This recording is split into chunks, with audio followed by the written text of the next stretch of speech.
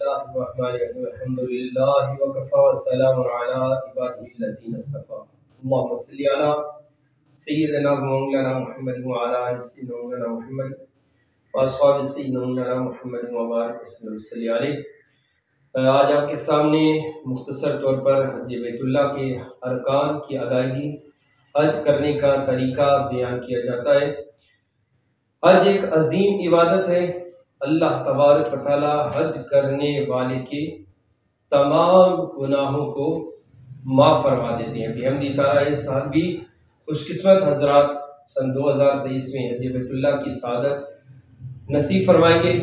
حج بیت اللہ، اس کے لیے جب آپ احرام باندھیں گے تو اس کے لیے بھی عمرہ شریف کی طرح غسل جو ہے وہ سنت ہے، اور مستحب ہے کہ اپنے بال ترشوانے ہیں انہیں ترشوالیں، زیر ناف، اس طرح بغل کے بال اور ناخن کاٹنے ہیں انہیں کاٹ لیجئے۔ احرام اسی طرح جو عمرے کا طریقہ آپ کو بیان کیا گیا تھا اسی طریقے سے آپ احرام باندھیں، غسل کریں، احرام باندھیں، 2 نفل پڑھیں اور اس کے ساتھ پھر نیت کریں، اللہم انی ارید الحج فیسرہ لی وتقبل منی، اللہ رب العزت میں حج کا ارادہ کرتا ہوں، اس کو میرے لیے آسان فرما اور اس حج کو مجھ سے قبول فرما۔ 3 مرتبہ بلند آواز کے ساتھ آپ تلبیہ پڑھیں اور یہ اللہ رب العزت کے حضور دعا کریں۔ آپ احرام کی پابندیاں شروع ہو گئی، حج شروع ہو جاتا ہے 8ویں ذی الحجہ، 8 ذی الحجہ، یہ حج کی ابتدا یہاں سے ہوتی ہے۔ مستحب ہے کہ 8ویں ذی الحجہ کی فجر آپ حرم میں پڑھیں، مگر یاد رکھیں یہاں پر آپ کو 8ویں ذی الحجہ کی رات ہی، یعنی 7ویں ذی الحجہ کا جب سورج غروب ہوگا تو آپ کو سورج غروب ہونے کے بعد ہی بسوں میں بٹھا کر مینا لے جایا جاتا ہے، یا رات 12 بجے کے قریب۔ تو اس سلسلے میں جو پہلا حج کر رہے ہیں تو وہ بالکل آپ کو اگر کہا جاتا ہے کہ مینا کے لیے تیاری کریں تو آپ نے تیاری کرنی ہے۔ آپ نے اس صورت میں اس مستحب پہ عمل کریں گے تو آپ کے لیے کافی دشواری ہوتی ہے، کیونکہ پہلے وہ خیمے ایک طرح کے ہوتے ہیں، لاکھوں خیموں میں آپ کو آپ کا اپنا خیمہ نہیں ملے گا۔ اب رات کو آپ مینا چلے گئے، آپ کو خیموں کے اندر لے گئے، 8ویں ذی الحجہ سے آپ کا حج کی ابتدا ہوگی۔ اب یہاں پہ آپ نے کیا، ظہر، عصر، مغرب، عشاء اور 9 ذی الحجہ کی فجر، یہ سنت ہے۔ آپ نے مینا کے اندر ان نمازوں کو مکمل کرنا ہے۔ حضور علیہ السلام نے فجر کی نماز حرم شریف میں ادا کی، پھر ظہر، عصر، مغرب، عشاء اور فجر 9ویں ذی الحجہ کی، یہ آپ نے مینا میں آپ نے ان نمازوں کو ادا کیا ہے۔ اس 8ویں ذی الحجہ کے دن آپ زیادہ تیسرا کلمے کی اس کی تلاوت کریں، تلبیہ اس کی کثرت کے ساتھ تلاوت کریں، چوتھے کلمے کی تلاوت کریں، ذکر اذکار کریں، درود شریف پڑھیں۔ یہ سارا وقت آپ اللہ تبارک و تعالیٰ کی عبادت میں کریں۔ اب اس حج کے ایام میں یہ اللہ تبارک و تعالیٰ کا قرب حاصل کرنا ہے، یہ آپ کا مکمل ہو گیا 8ویں ذی الحجہ۔ اس کے بعد آ جاتا ہے 9ویں ذی الحجہ۔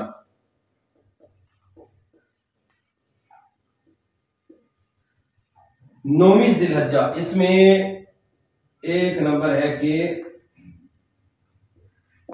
عرفات کا میدان، جسے کہا جاتا ہے وقوف عرفات، یہ رکن اعظم ہے حج کا۔ اب یہاں پہ بھی آپ کو 8ویں ذی الحجہ کے دن جب سورج غروب ہوگا تو عشاء کے بعد آپ کو کہا جائے گا کہ عرفات کے لیے تیاری پکڑ لیں۔ اب یہاں پہ کیا ہوتا ہے کہ بعض حاجی حضرات وہ کہتے ہیں ہم تو فجر پڑھ کے ہی عرفات کے میدان میں جائیں گے۔ یہاں بھی یاد رکھیں آپ کو جس طرح حکم دیا جاتا ہے تو اس طرح عمل کریں، اس لیے کہ آپ اگر اکیلے رہ گئے تو آپ کو آپ کا خیمہ ملنا بہت ہی مشکل ہو جائے گا، لہٰذا آپ کو جس طرح بتایا جا رہا ہے اسی طرح عمل کریں۔ میں آپ کو مستحب اور سنت طریقہ بتا رہا ہوں. اور اگر آپ کو 9ویں ذی الحجہ کی فجر کے بعد لے جایا جاتا ہے فبیہا، ورنہ رات کو ہی لے کے جایا جاتا ہے تو آپ نے رات کو ہی عرفات کے میدان میں چلا جانا ہے. وقوف عرفات حج کا رکن اعظم ہے، یہ اگر چھوٹ گیا تو اب آپ کا حج ادا نہیں ہوگا. اب یہ وقوف عرفات ہو گیا 9ویں ذی الحجہ کا دن یعنی. اور اب یہاں پر کیا کرنا ہے، مسجد یہاں پہ ظہر اور عصر کی نماز آپ نے مسجد نمرہ کے امام کے ساتھ ادا کرنی ہے، اور یہ ہوگی 1 اذان اور 2 اقامت. ظہر اور عصر کی نماز مسجد نمرہ کے امام کے ساتھ ادا کرنی ہے، 1 اذان اور 2 اقامت کے ساتھ. روک دو. 9ویں ذی الحجہ کا دن 8ویں ذی الحجہ کے بعد. اب 9ویں ذی الحجہ پہلا کام ہے وقوف عرفات حج کا رکن اعظم، یعنی آپ نے 9ویں ذی الحجہ فجر پڑھنے کے بعد آپ نے آ جانا ہے وقوف عرفات، عرفات کے میدان کے اندر. اب یہاں پہ آپ نے قیام کرنا ہے، اللہ تبارک و تعالیٰ کی ذکر اذکار جاری و ساری رکھیں. حضور صلی اللہ علیہ وآلہ وسلم نے جبل رحمت کے نزدیک قیام فرمایا تھا. عرفات کا میدان بہت بڑا ہے، جبل رحمت پہ حضور علیہ السلام کی سنت ہے اس کے نزدیک، اور وہاں پہ آپ نے دعائیں فرمائی ہے. عرفات والے میدان میں اب یہاں پہ آپ نے کام کرنا ہے، ظہر اور عصر مسجد نمرہ کے امام کے ساتھ قصر پڑھنی ہے. ظہر کا وقت ہوگا، مسجد نمرہ میں اذان ہوگی، اس کے بعد ظہر کی نماز، پھر اقامت، ظہر کی اقامت کے ساتھ ظہر کی نماز، پھر اقامت ہوگی، اور پھر عصر کی نماز ساتھ ہی متصل پڑھی جائے گی. یہ یاد رکھیں کیونکہ یہ مسجد نمرہ کی امام کے ساتھ آپ نماز پڑھیں گے تو ظہر اور عصر ظہر کے وقت میں آپ پڑھیں گے مسجد نمرہ کے امام کے ساتھ عصر کی نماز، ظہر اور عصر. اور اسی طرح اگر آپ کو مسجد نمرہ کے امام کی مقتدی ہونا نہیں نصیب ہوا تو پھر کیا کریں گے، اس کو ذرا غور سے سمجھیں. جیسے میں نے شروع میں کہا کہ فقہ حنفی کے مسائل آپ کو بتائے جا رہے ہیں، ہم امام اعظم اب علیہ رحمہ آپ کی تقلید مسائل کے اندر کرتے ہیں تو کسی سے بحث کی ضرورت نہیں. پھر اگر مقتدی نہیں بنے تو ورنہ ظہر کے وقت ظہر اور عصر کے وقت عصر نماز آپ پڑھیں گے. ظہر کے وقت حج کی جملہ ارکان میں یعنی آپ مینا میں داخل ہونے سے پہلے اگر مکہ میں آپ کا قیام 15 دن یا اس سے زیادہ ہے تو آپ کیا ہیں، مقیم ہیں، اور اگر اس سے کم ہے تو پھر آپ مقیم نہیں ہیں، آپ مسافر ہیں. سب سے پہلے تو آپ نے اپنی حالت کو نوٹ کر لینا ہے کہ حج کا جب میں احرام باندھ رہا ہوں تو میں مکے میں مقیمی ہوں یا مکہ میں مسافر ہوں. اب اس حالت کا اثر آپ کا پڑے گا یہ 9ویں ذی الحجہ والے دن. آپ نے مسجد نمرہ کے امام کی ابتدا میں نماز نہیں پڑھی تو آپ اپنے خیمے میں پھر ظہر کے وقت ظہر پڑھیں گے، عصر کے وقت عصر پڑھیں گے. اگر آپ مسافر ہیں، مکہ میں 15 دن سے کم قیام ہے تو حالت حج کے ایام میں بھی آپ مسافر ہیں. اور اگر آپ مکہ المکرمہ میں 15 دن سے زیادہ قیام ہے تو پھر آپ مکہ میں بھی مقیم ہیں، اور آپ مینا، مزدلفہ اور عرفات میں بھی آپ مقیم ہیں. اپنی حالت کو پیش نظر رکھتے ہوئے اگر آپ مسافر نہیں ہیں تو پھر ظہر کے وقت ظہر کی نماز پوری پڑھیں گے، قصر نہیں کریں گے. حضرت عثمان غنی رضی اللہ تعالی عنہ جب آپ نے اپنی جائیداد لے لی تھی، طائف میں گھر بنا لیا تھا، پھر آپ نے حج کے ایام میں آپ نے پوری نماز پڑھی تھی، آپ نے قصر نہیں کی تھی، اس لیے کہ آپ مسافر نہیں تھے، مقیمی تھے. اور اگر آپ مسافر ہیں تو پھر ظہر کے وقت ظہر کی نماز قصر پڑھیں گے، عصر کے وقت عصر کی نماز آپ قصر پڑھیں گے، پھر ظہر کے وقت ظہر اور عصر کو جمع نہیں کریں گے۔ اسی طرح پھر عصر کی نماز کے بعد اس دن آپ نے خصوصی دعا کا اہتمام فرمانا ہے، جیسے جبل رحمت پر حضور علیہ السلام نے دعا مانگی۔ یہ عرفات کا وہ دن ہے کہ جس دن سے بڑھ کر اللہ تبارک و تعالی اپنے بندوں کی جتنی اس دن مغفرت فرماتا ہے، اس سے بڑھ کر پورے سال میں کسی دن اللہ رب العزت مغفرت اور بخشش نہیں فرماتی۔ اور یہ وہ دن ہے، حضور علیہ السلام نے ارشاد فرمایا کہ شیطان جو ہے وہ دھتکارا ذلیل و خوار ہوتا ہے کہ یہ بنی آدم اللہ رب العزت کی رضا کے لیے مال جان خرچ کر کے یہ حج کرنے کے لیے آگے، اور فرشتوں پہ اللہ رب العزت رشک کرتی ہے نا کہ تم کہہ رہے تھے کہ یہ زمین میں فساد کریں گے، دیکھو دو چادروں میں ملبوس ہو کر میلے کچیلے ہیں، مگر میری رضا کے لیے میری عبادت کے لیے یہ نعرے بلند کر رہے ہیں، لبیک اللہم لبیک لبیک لا شریک لک لبیک ان الحمد والنعمت لک والملک لا شریک لک۔ تو عصر کے بعد حضور علیہ السلام روئے امت کے لیے، اور حضور صلی اللہ علیہ وسلم کو جبریل امین نے آ کر یہ خوشخبری سنائی، امت کے غم میں روئے۔ اللہ اکبر، جبریل امین نے یہ خوشخبری سنائی یا رسول اللہ صلی اللہ علیہ وآلہ وسلم آپ کی تمام امت کی اللہ تبارک و تعالیٰ نے مغفرت و بخشش فرما دی ہے۔ تو یہ عصر کے وقت خصوصی دعا کا اہتمام کریں۔ اب اس کے بعد آ جائے گا 10ویں ذی الحجہ کی رات۔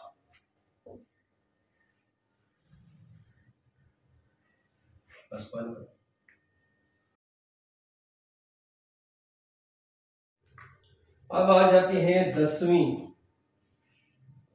ذی الحجہ کی رات، یا ابھی 10ویں ذی الحجہ کی رات، یعنی عرفات کے میدان میں ہم نے جب ظہر عصر کا وقت گزار لیا، سورج غروب ہوا، یہ وہ واحد دن ہے جس دن مغرب کے وقت مغرب کی نماز مغرب کے وقت میں ادا نہیں کی جاتی۔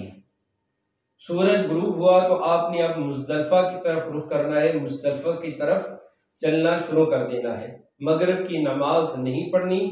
اور یہاں پہ آپ نے اب کیونکہ یہ ٹرین بھی شروع ہو چکی ہے، وہ کمپیوٹرائز ٹرین ہے، تو اس سلسلے میں اگر آپ ٹرین میں بیٹھتے ہیں تو آپ 2 سے 3 منٹ میں مزدلفہ کے اسٹیشن پہ پہنچ جاتے ہیں۔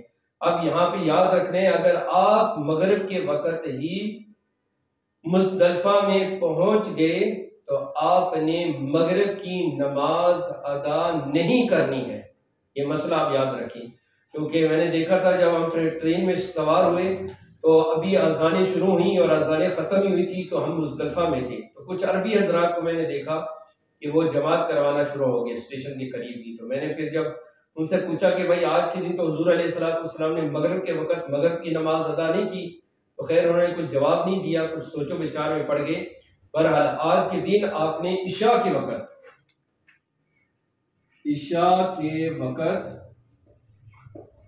مغرب اور عشاء ایک اذان اور ایک اقامت کے ساتھ ادا کرنی ہے۔ یہاں پہ بھی وہی طریقہ ہے کہ اگر آپ مکہ میں مقیم ہیں تو آپ مغرب اور عشاء کی نماز پوری پڑھیں گے عشاء کے وقت میں، اور اگر آپ مسافر ہیں تو پھر یہاں پہ بھی آپ قصر کریں گے۔ آپ پہلے مغرب کے فرض پڑھیں، اس کے بعد عشاء کے فرض پڑھیں، اور اس کے بعد پھر مغرب کی سنتیں پڑھیں اور عشاء کی سنتیں آپ پڑھیں گے۔ اسی طرح رات کھلے آسمان کے نیچے، رات آپ نے کھلے آسمان کے نیچے گزارنی ہے۔ اللہ کا ذکر کریں، تھکے ہوئے ہیں تو آپ سو جائیں۔ مسئلہ وہی ہے، حالت احرام میں آپ اپنا سر بھی نہیں ڈھانپ سکتے، آپ اپنے پاؤں بھی نہیں کور کر سکتے، ڈھانپ سکتے۔ تیسرا کام یہ ہو گیا پہلا، یہ دوسرا، اور تیسرا کام کیا کرنا ہے آپ نے؟ تیسرا کام 10ویں ذی الحجہ کی رات آپ نے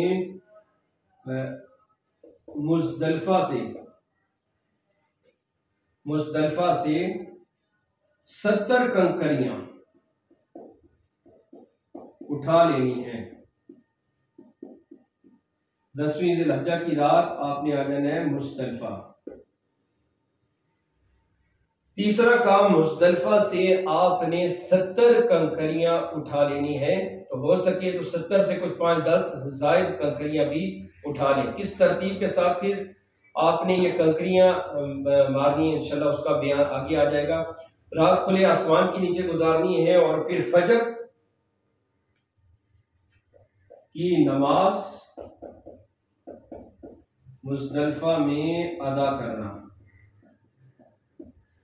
فجر کی نماز پھر حجاج کرام یہ مزدلفہ میں ادا کریں گے۔ رات تلبیہ پڑھتے رہیں، اللہ تبارک و تعالیٰ کا ذکر کریں اور تہجد کی نماز پڑھیں۔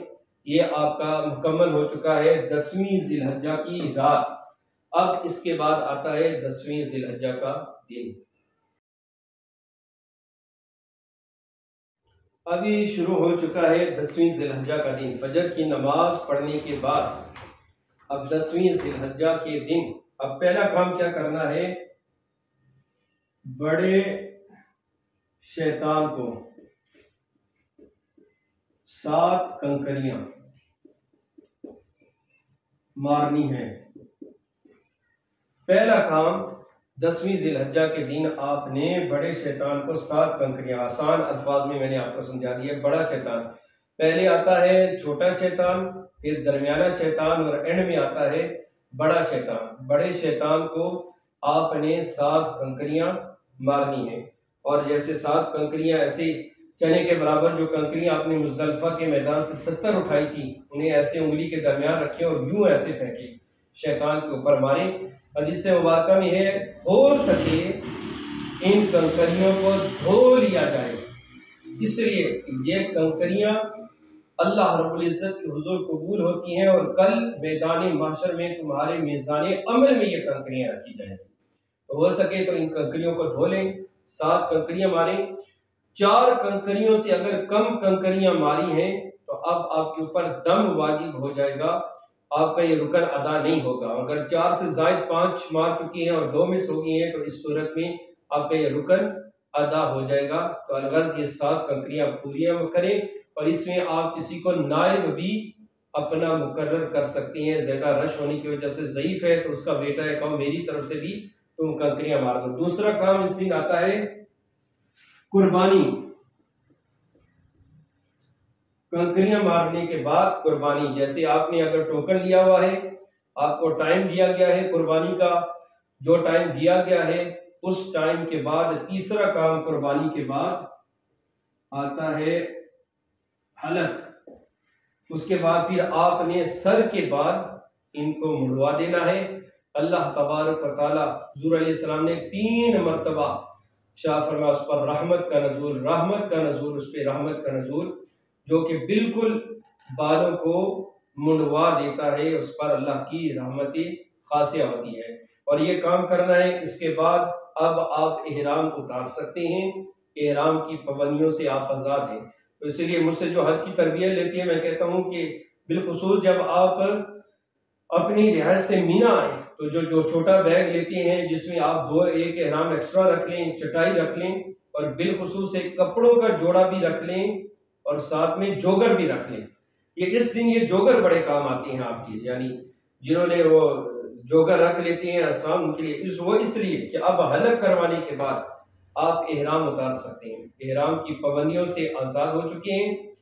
اب آپ کپڑے تبدیل کر لیں، اس کے بعد جوگر پہن لیں، کیونکہ اب آپ نے مکہ المکرمہ جانا ہے، خانہ کعبہ شریف، طویل سفر ہے، اور یہ جو سارا ہے راستہ یہ بالکل ایسے سٹریٹ ہے، یعنی آپ سمجھ لیں کہ یہ پہلے آتا ہے عرفات، اس کے بعد آتا ہے مزدلفہ، اس کے بعد مینا، یہ شیطان، اور پھر اس کے پاس ہی ایسے لیتے ہوئے راستہ سیدھا جو ہے وہ حرم کی طرف چلا جاتا ہے۔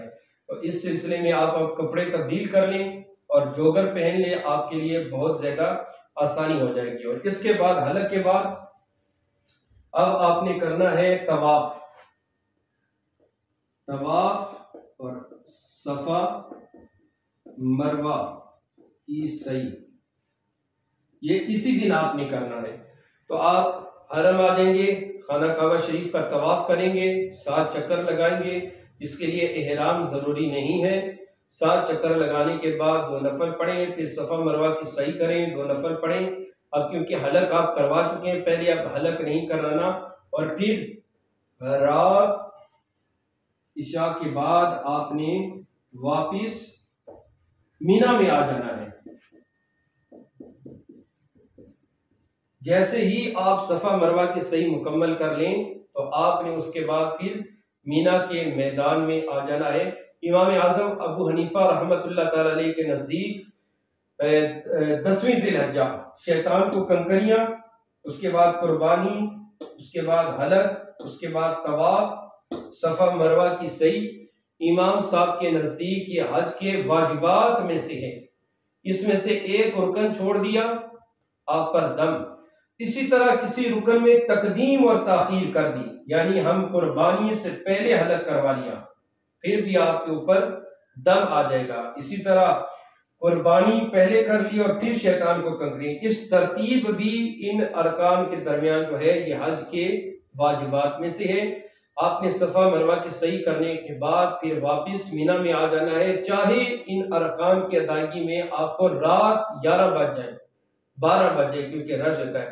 اب یہ ایک ذہنوں میں ڈال دیا جاتا ہے کہ اس دن طواف کرنا مشکل ہے، کوئی مشکل نہیں ہے، سب طواف کر رہی ہوتی ہیں، ہمت ہے، جوش ہے، جذبہ ہے، اللہ کی رضا کے لیے گئیں گے، انشاءاللہ تعالیٰ آپ طواف کریں، آپ کا آسانی کے ساتھ طواف ہو جائے گا۔ پہلے دن بھی اتنا رش ہوتا ہے جتنا رش آپ کو دوسرے دن ملے گا، اگرچہ اس طواف کو آپ اگلے دن بھی کر سکتے ہیں اور اس کے تیسرے دن تک اس طواف کو کیا جاتا ہے، مگر اس طواف کے بعد ہی آپ صحیح کریں گے۔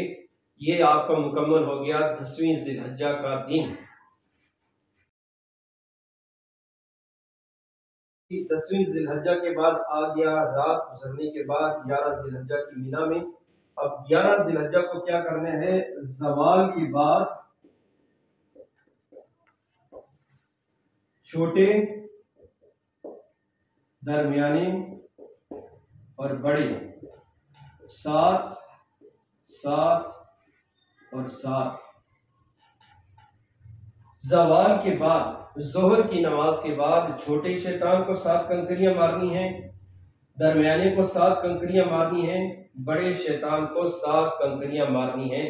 10ویں ذی الحجہ کو جب بڑے شیطان کو کنکریاں ماری تو دعا بھی کرنے، اللہم اجعلہ حجا مبرورا وسعیا مشکورا وذنبا مغفورا، اللہ رب العزت حج کو قبول فرما، میری کوشش کو اپنی بارگاہ کے اندر قبول و منظور فرما، اور میرے حج کو قبول و منظور، میرے گناہوں کی مغفرت و بخشش فرما۔ اب یہاں پر آپ نے 11 ذی الحجہ ظہر کی نماز کے بعد چھوٹے کو 7، درمیانے کو 7 اور بڑے کو 7، 10ویں ذی الحجہ آپ نے مارا تھا صرف بڑے کو۔ اب یہ مجموعی طور پر آپ کی یہ 21 ہوگی، اور 7 کنکریاں ہم 10ویں ذی الحجہ کی اگر شامل کریں تو یہ 28 کنکریاں آپ کی مکمل ہو چکی ہیں 70 کنکریوں میں سے، اور یہی بس 11 ذی الحجہ آپ نے مینا میں رہنا ہے اور یہی عمل کرنا ہے۔ اس کے بعد واپس آپ نے مینا میں اپنے خیمے میں آ جانا ہے، اور وہاں پہ آپ نے عصر، مغرب، عشاء وہ نمازوں کو ادا کرنا ہے۔ ادا کرنے کے بعد پھر آ جاتا ہے 12 ذی الحجہ کا دن، یہ بھی وہی کرنا ہے عمل، چھوٹے، درمیانے اور بڑے 7 7 اور 7۔ یہاں پہ آپ نے 12 ذی الحجہ کو بھی تینوں شیطانوں کو 7 7 7 کنکریاں مارنی ہیں، یہ بھی 21 کنکریاں آپ کی اس دن مکمل ہو چکی ہیں۔ 70 کنکریاں جو میں نے کہا تھا آپ رکھ لیں، وہ اس لیے رکھ لیں گے وَاذْكُرُوا اللَّهَ فِي أَيَّامٍ مَّعْدُودَاتٍ فَمَن تَعَجَّلَ فِي يَوْمَيْنِ فَلَا إِثْمَ عَلَيْهِ وَمَن تَأَخَّرَ فَلَا إِثْمَ عَلَيْهِ۔ حضور صلی اللہ علیہ وآلہ وسلم نے 13 ذی الحجہ کی رات بھی مینا میں قیام فرمایا ہے، اور ہاں اگر مینا میں آپ فجر سے پہلے اگر آپ 12 ذی الحجہ کو مینا چھوڑ دیتے ہیں، 13 ذی الحجہ کی فجر سے پہلے اگر مینا چھوڑ دیا پھر تو ٹھیک ہے، مگر 13 ذی الحجہ کی فجر کا وقت اگر مینا میں ہی آپ کو ہو گیا تو اب 13 ذی الحجہ کی کنکریاں مارنا آپ کے اوپر واجب ہو چکا ہے۔ یہ 11 اور 12 ذی الحجہ ہم ماریں گے زوال کے بعد، مگر 13 ذی الحجہ اب اگر فجر ہوگی تو زوال کے بعد نہیں، آپ فجر کی نماز پڑھنے کے بعد پھر آپ کنکریاں ماریں گے، مگر تینوں کو ماریں گے، چھوٹے کو، درمیانے کو اور بڑے کو، تینوں شیطانوں کو آپ ساتھ ساتھ کنکریاں ماریں گے اور آپ پھر مینا کو چھوڑ دیں گے۔ اگر کوئی 12 ذی الحجہ کو بھی زوال کے بعد کنکریاں مارنے کے بعد مینا کو چھوڑ دیتا ہے تو اس میں بھی کوئی حرج نہیں ہے۔ کامل سنت یہی ہے کہ 13 ذی الحجہ کی رات بھی مینا میں گزاری جائے۔ آپ کا حج مکمل ہو چکا ہے، اب صرف آپ ہے کہ جب آپ نے حرم کو چھوڑنا ہے، مکہ کی سرزمین کو چھوڑنا ہے، تو آپ نے طواف وداع کرنا ہے جسے کہا جاتا ہے۔ یہ طواف وداع بھی امام اعظم ابو حنیفہ رحمۃ اللہ تعالی علیہ کے نزدیک یہ حج کے واجبات میں سے ہے، اور جب بھی آپ جب فلائٹ ہوگی تو جو آپ اس دن جو فجر کی پڑھیں یا اس سے پہلے ہوٹل چھوڑنے سے پہلے آپ حرم میں جائیں اور طواف وداع کریں، اور طواف وداع کرنے کے بعد پھر حرم کو آپ چھوڑ دیں۔ یہ آسان چند ایک مسائل آپ کے گوش گزار کر دیے گئے۔ دعا ایک عبادت ہے، یعنی جیسے آتا ہے کہ 10ویں ذی الحجہ بڑے شیطان کو مارنے کے بعد دعا کریں، 11 ذی الحجہ درمیانے اور چھوٹے اور درمیانے شیطان کو کنکریاں مارنے کے بعد دعا کریں، بڑے کے بعد نہیں کرنی ہے۔ پھر 12 ذی الحجہ آپ چھوٹے، درمیانے اور بڑے تینوں شیطانوں کو کنکریاں مارتے وقت دعا کریں گے۔ یہ ایک طریقہ لکھا ہوا ہے، الغرض دعا ہر رکن کے اندر آپ دعا کریں۔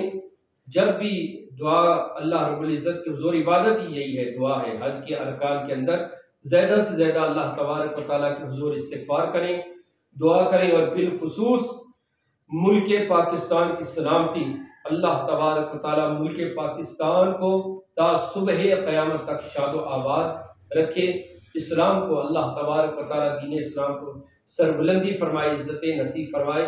ملک پاکستان اور اسلام کے لیے بالخصوص اللہ تبارک و تعالیٰ کے حضور دعائیں فرمائیں۔